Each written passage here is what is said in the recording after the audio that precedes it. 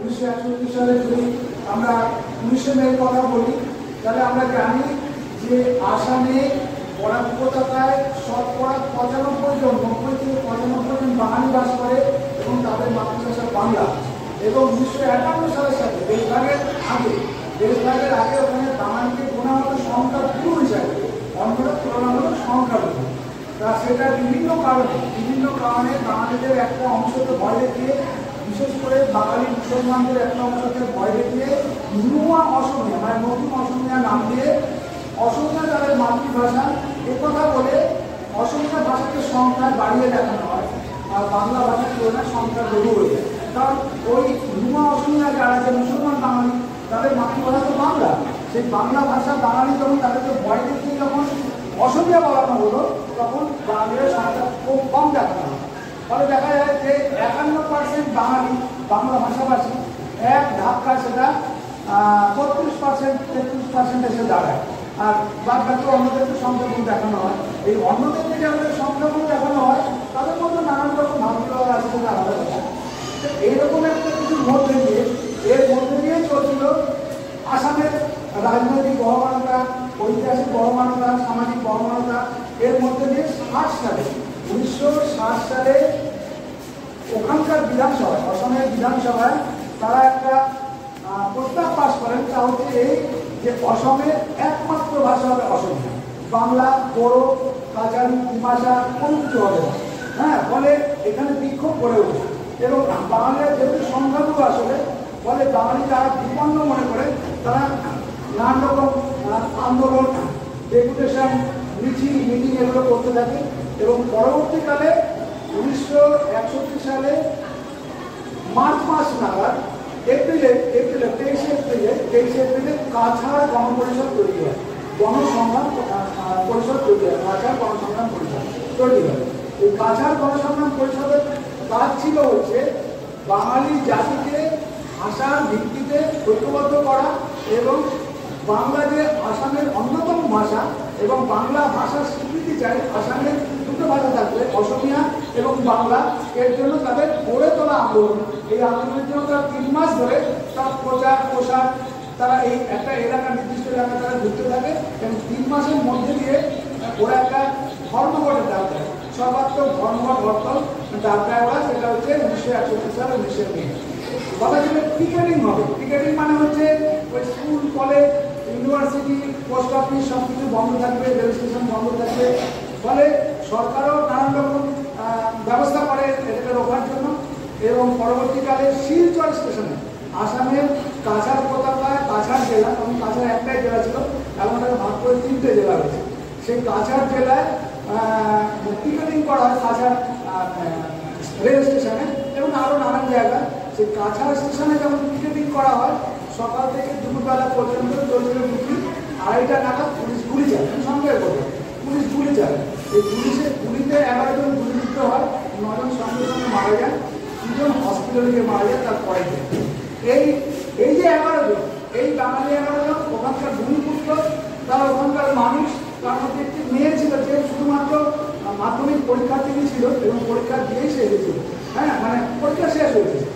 হ্যাঁ, তাহলে এবার 16 বছরের মেয়ে কমলা ভট্টাচার্য মারা যায়। এবং এখানে আমরা অনেকের নাম জানি, যেরকম সুনীল সরকার, সুমন প্রকাশ, হিতেশ বিশ্বাস, সানাইলাল নেহরু, এরকম আরো নাম আমি দেখতে পাচ্ছি না। হ্যাঁ, এই 11 জন ওখানে শহীদের মৃত্যুবরণ করে।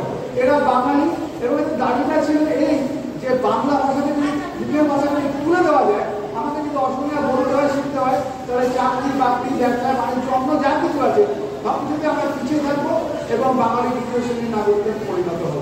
এইরকম একটা চিন্তা থেকে তাদের মধ্যে যে দেশাত্ম বোধ আসে, তাদের মধ্যে জাতীয়তা বোধ আসে, সেই বোধ থেকে তারা এই লড়াইয়ে সামিল হয় এবং তাদেরকে বীরের মতন তারা জীবন দেয়। তো আমরা যারা আরও পেয়েছি আজ 2025 সাল, আমরা দেখছি বাংলা ভাষা আজও সমান পরিমাণে বিপন্ন।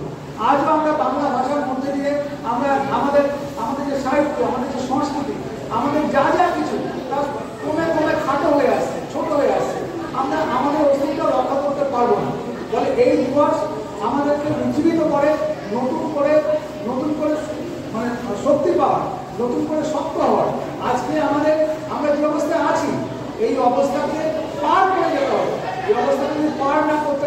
এই অবস্থা পার না করে যদি নতুন আশাবাদ যদি না জাগাতে পারি, তাহলে পরে আমরা আগামী দিনে সমস্যায় পড়বো। আমরা আশা করছি যে আজকে আমরা সর্বভারতীয় ক্ষেত্রে কীভাবে বাধা পাচ্ছি, যেরকম গুজরাটে বাঙালিদের উপর আধিপত্য বিস্তার করা হচ্ছে, দিল্লিতে আধিপত্য বিস্তার করা হচ্ছে, মহারাষ্ট্রে, উড়িষ্যায়।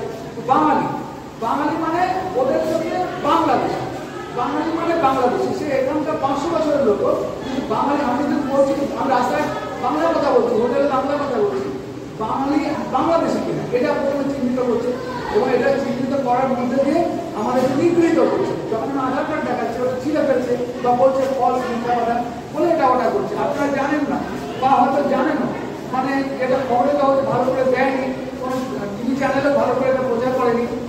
232 জন 232 না 29 জন বাঙালিকে গুজরাটের সুরাট থেকে তুলে সরকার কি করেছে, সরকার সুন্দরবনে রায়মঙ্গলে একদম একদম প্রত্যন্ত মানুষ বাস করে, 100 কিলোমিটার মানুষ নেই, বা কুমিরা চিংড়ি মাছ ওখানকার ক্যাঁচার কিছু নেই, তাহলে ওইখানে ছেড়ে দেওয়া হবে, ওখানে 2-3টে দ্বীপে ছেড়ে দেওয়া হবে। তাদের মধ্যে তারা ধরেছে শেষ পর্যন্ত বর্ডার গার্ড বাংলাদেশ, মানে ওখানকার দেশে ধরেছে, আর ধরেছে কোস্টাল গার্ড মানে ওদের গার্ড ধরেছে। ধরে ওর মধ্যে 5 জন ভারতীয় আছে, 5 জন ভারতীয় বাঙালি। বার্মাতে যে বাঙালি বাস করে আরাকান এলাকায়, তাদেরকে রোহিঙ্গা বলা হয়। ওরা বাঙালি, ওরা চট্টগ্রামের বাঙালি। ওদের ভাষা আমি যেরকম বলছি এরকম না, চিটাগাঙের ভাষা বলে, চিটাগাঙের যে ভাষা সেই ভাষার কথা বলে। সেই রোহিঙ্গা বাঙালিদেরকে দিল্লি থেকে তুলে, দেখুন অমানবিকতা, তুলে যেটা করা হয়েছে প্লেনে করে আন্দামান নিয়ে যাওয়া হয়েছে। আন্দামান থেকে জাহাজে করে মাঝ সমুদ্রে ইন্দোনেশিয়া আর বার্মার দিকে ওই লাইফ জ্যাকেট আছে পরিয়ে দিয়ে ফেলে দেওয়া হয়েছে। এরকম লোক ছিল 48 জন বা 47 জন, এরকম ফেলে দেওয়া হয়েছে। তাই লাইফ জ্যাকেটের জন্য ওরা বেঁচেছে, অন্যান্য যারা ছিল তারা যাতে উদ্ধার করেছে। তো আজকে বাঙালিদের এই অবস্থা, বাঙালি যদি মধ্যবিত্ত হয়, বাঙালি যদি ছেলে খাওয়া হয়, বাঙালি যদি উচ্চশিক্ষা, আপনি বাঙালি হয়েই দোষ করেছেন। আজকে অবস্থাটা এরকম দাঁড়িয়েছে। ফলে আজকে আমাদের সবটাকে রক্ষা করতে হবে, জোরে সোরে আমাদের কথাগুলো বলতে হবে। আমরা এদেশের উপাস্ত নই, এদেশ আমাদের, বাংলা ভাগ হয়েছে, বাঙালি ভাগ হয় না। ওপারে যারা আছে বাঙালি, এখানেও যারা আছে বাঙালি। আমাদের প্রচুর আত্মীয় ওখানে আছে, ওখানকার লোকের আত্মীয় এখানে আছে। ঘটি বাঙালি এগুলো কোনো কথা হয় না, যেরকম আমরা পূব পাড়া পশ্চিম পাড়া বলি, এরকম হয়। ঘটি বাংলা বলে কোনো কথা হয় না। ঘটি মানে এদেশীয় লোক, এদেশীয় লোক মানে কুষ্টিয়াতে কার আত্মীয়তা, কার যশোরে আত্মীয় নেই, কার ফরিদপুরে আত্মীয় নেই, কার খুলনাতে আত্মীয় নেই, অনেকেরই আছে।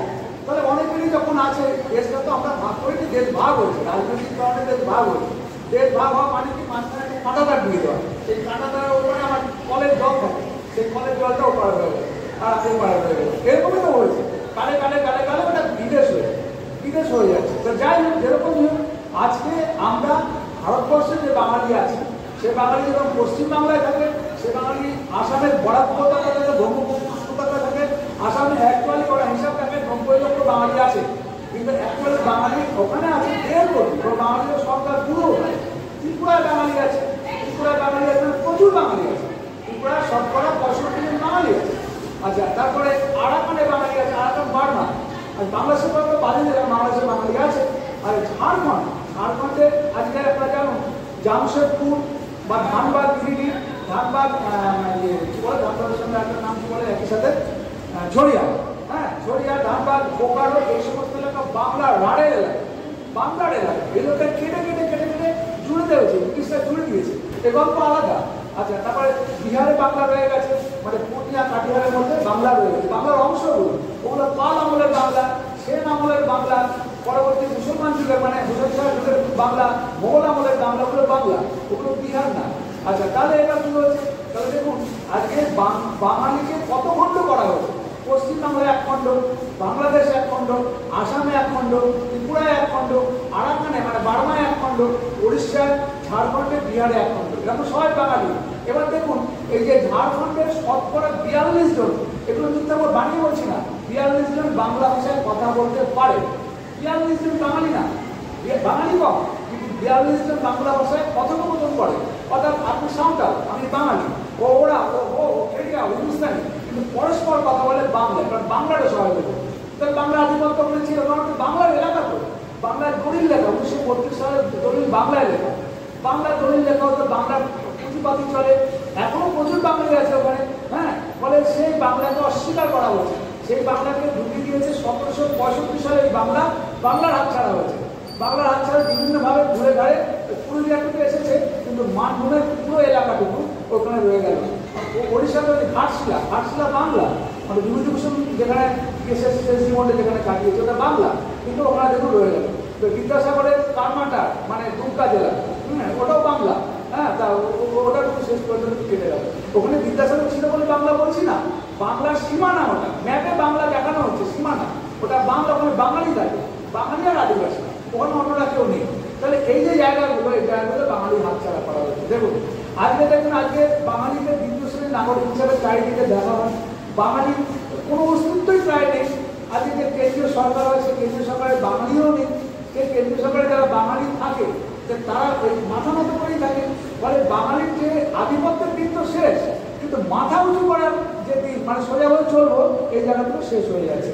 ফলে আজকে আমাদের জন্য, আমাদের ভাষার জন্য, আমাদের অস্তিত্বের জন্য যারা রক্ত দিয়েছে, আমরা যদি তাদের সম্মান না রাখতে পারি, তাদের দেখানো পথ যদি আমরা না বুঝতে পারি, না যদি আমরা মানে ঠিকঠাক করে যদি আমাদের দিশা নির্ধারণ না করতে পারি, তাহলে আগামী দিনে আমরা অনেক সমস্যার মধ্যে পড়ে যাব। আজকে বাঙালি এই যে সিঁদুরের মেঘ দেখলে মানে কি বলে, ওই ঘর পড়া করে সিঁদুরের মেঘ দেখলে ভয় পায়। বাঙালির উপরে নানান নির্যাতন চলেছে কয়েক কাল ধরে। এই দেশভাগের ফলে প্রচুর বাঙালি যারা শুধু গলিবাটি নিয়ে যাতায়াত করেছে, মানে কোনো কিছু নিয়ে আসতে পারেনি, ওপাশ থেকে কিছু নিয়ে আসতে পারেনি, এপাশ থেকেও প্রচুর বাঙালি আছে, এই পাশ থেকে প্রচুর মুসলমান ওপারে গেছে, মানে বিনিময় হয়েছে, ওপারে হিন্দুর সঙ্গে এপারে মুসলমানদের বিনিময় হয়েছে, যাতায়াত করেছে। অবস্থা এমন তৈরি করা হলো যে এটা বলছে হিন্দুদের দেশ, ওটা বলছে মুসলমানদের দেশ। ফলে এখানকার মুসলমানরাও দিয়ে গেছে, ওখানকার হিন্দুরাই দিয়ে গেছে। সবাই বাঙালি, কিন্তু এক মাঠে কাজ করে, এক জায়গায় এক বাজারে করে, এক স্কুলের ছেলেমেয়েরা করে, সবাই বাঙালি। কিন্তু অবস্থার পরিপ্রেক্ষিতে আমরা কিন্তু ঘর বাড়ি বদল করে ফেলেছি, ফলে আমরা ব্রাহ্মণদের রূপান্তরিত হয়েছি। এখন এখানে এসে আপনারা খেয়াল করে দেখুন, আজকে আপনারা যারা এখানে এসে মধ্যবিত্তদের রূপান্তরিত হয়েছে, জমি নেই, জায়গা নেই, চাকরি দেওয়া, যাতে ছোটো ছোটো ব্যবসা ছাড়া আপনাদের কোনো কিছু নেই। আজকে যদি কোনোটা যদি বিপন্ন হয়ে পড়ে, আজকে কিন্তু চাকরির বাজার ভালো না, চাকরি নেই, আপনি পড়ার পরে আপনার ফার্দার এডুকেশন দিতে হচ্ছে চাকরির জন্য, চাকরি নেই, চাকরির জন্য আপনি এডুকেশন দিচ্ছেন যে আপনি যদি চাকরির সুযোগ পান, চাকরির জন্য আপনি এটা ভাবছেন। আপনার কিন্তু ব্যবসা বিপন্ন, ছোট ব্যবসা আরো ছোট হচ্ছে, ছাঁটা ফেলে দিচ্ছেন, ছাঁটা ফেলে অন্য জায়গায় যাচ্ছেন কাজ করতে, অন্য জায়গায় কাজ করতে গিয়ে আপনি তাড়া পাচ্ছেন। হ্যাঁ, এরকম একটা অবস্থা আজকে এসছে। ফলে আজকে আমাদের সোচ্চার হতে হবে। আপনাদের সবাইকার কাছে আবেদন করছি যে আগামী দিনে আমাদের বাঙালি সত্তাকে খেলা করবেন। আমরা ভারতীয়, রাষ্ট্রগতভাবে আমরা ভারতীয়, ভারতের বাঙালি, আমরা বাঙালি বলে আমি ভারতীয়, আমি ইংরেজ হলে ভারতীয় হতাম না, আমি তামিল বলে ভারতীয়, আমি তামিল হলে পরে জাপানি হতাম না, মানে এই দেশে বাস করি। তাহলে রাষ্ট্র, ভারত রাষ্ট্রের আমরা লোক, কিন্তু জাতীয়তায় আমরা বাঙালি। এই সচেতনতা এবং বাঙালির সত্তা যাতে বজায় থাকে, এই আহ্বান সবাই থেকে দেখে আমাদের